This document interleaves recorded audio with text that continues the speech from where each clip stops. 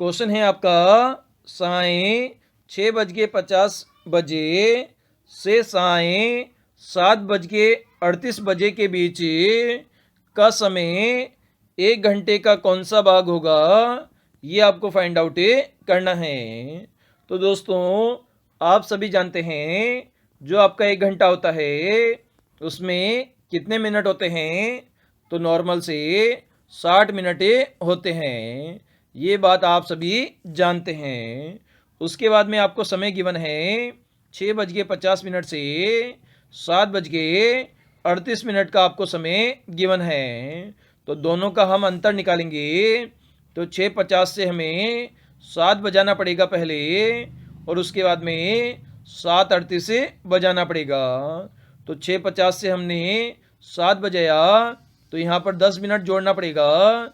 उसके बाद में 7:38 में 38 मिनट आपका हो जाएगा। तो टोटल कितने का अंतर आ जाएगा आपका? 48 मिनट का अंतर आ जाएगा 6:50 और 7:38 में। इसे हम आगे सोल्व करेंगे तो यहाँ पर 48 मिनट आपका आ गया। इसको हमें 1 घंटे से कंपेयर करना है तो 60 का हम भाग दे देंगे, क्योंकि 1 घंटे में 60 आपके मिनट होते हैं।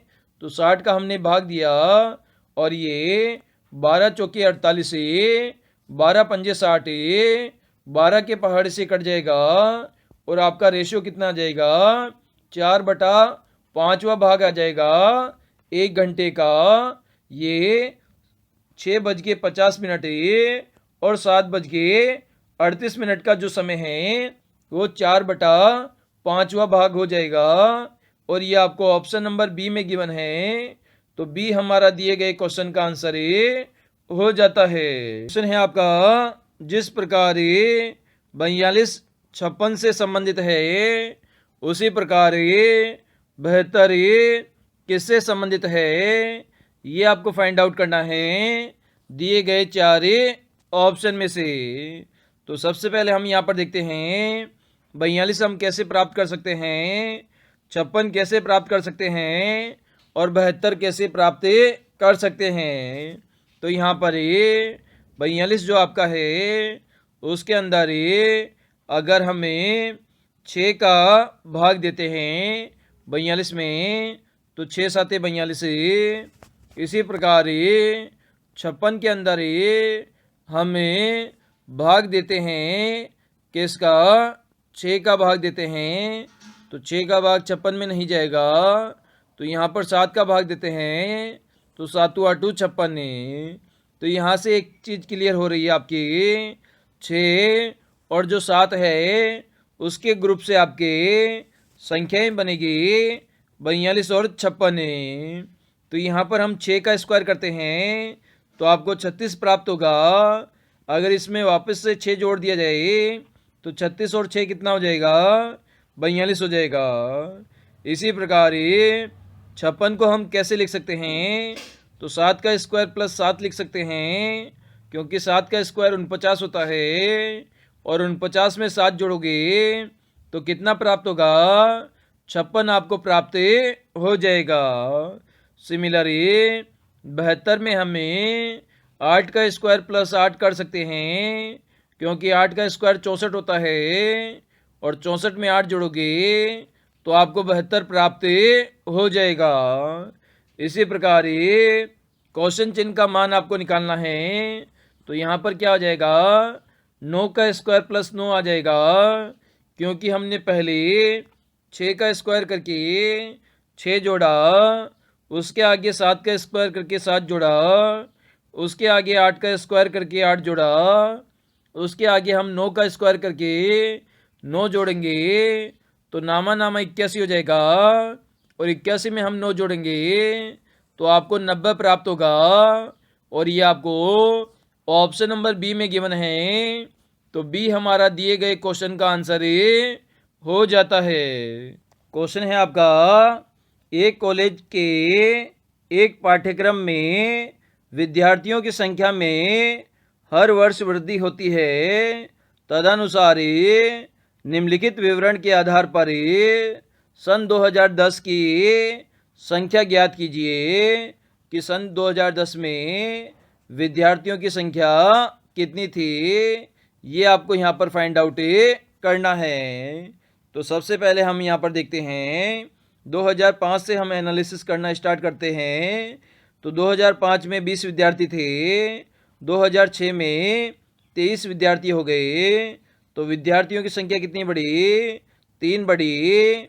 इसी प्रकार 6 से 2007 में विद्यार्थियों की संख्या 23 से 29 हुई, तो कितनी बढ़ी? 6 बढ़ी। इसी प्रकार 2007 से 8 के बीच में 29 से 38 हुई विद्यार्थियों की संख्या, तो कितनी बढ़ी? 9 बढ़ी। इसी प्रकार सन 2008 से 2009 में विद्यार्थियों की संख्या 38 से 50 हुई, तो कितनी बढ़ी? 12 बढ़ी। तो आगे संख्या कितनी बढ़ेगी 2010 में, ये आपको फाइंड आउट करना है। तो सबसे पहले हमने 3 जोड़ा, फिर 6 जोड़ा, फिर 9 जोड़ा, फिर 12 जोड़ा। तो यहाँ पर आपको 3 का पहाड़ा नज़र आ रहा है। 3 एकम 3, 3 दूनी 6, 3 तरीका 9, 3 चौके 12। तो आगे क्या जुड़ेगा? 3 पंजे 15 आपका जुड़ जाएगा। तो 50 के अंदर हमें 15 को ऐड कर देते हैं, तो कितना प्राप्त हो जाएगा? 65 आपको प्राप्त हो जाएगा। तो 2010 में जो संख्या है वो आपकी 65 हो जाएगी, और ये आपको ऑप्शन नंबर डी में गिवन है। तो दिए गए क्वेश्चन का हमारा डी आंसर हो जाएगा। क्वेश्चन है आपका, किसी वस्तु का मूल्य 25% घट जाता है, इस नए मूल्य में कितने प्रतिशत की वृद्धि की जाए कि मूल मूल्य प्राप्त हो जाए? ये आपको बताना है। 12%, 33 सही 1/3%, 25% या 30%। तो सबसे पहले हम बात करते हैं वस्तु का जो मूल्य है वो कितना मूल्य है। मूल्य हमने मान लिया 100 रुपये है, जिसमें कितने की कमी हो गई? 25% की यहाँ पर कमी हो गई। तो 100 का 25% कितना होता है? 25 रुपये होता है। तो 100 में से 25 घटाएंगे तो आपका कितना बचेगा? 75 रुपये आपका बचेगा।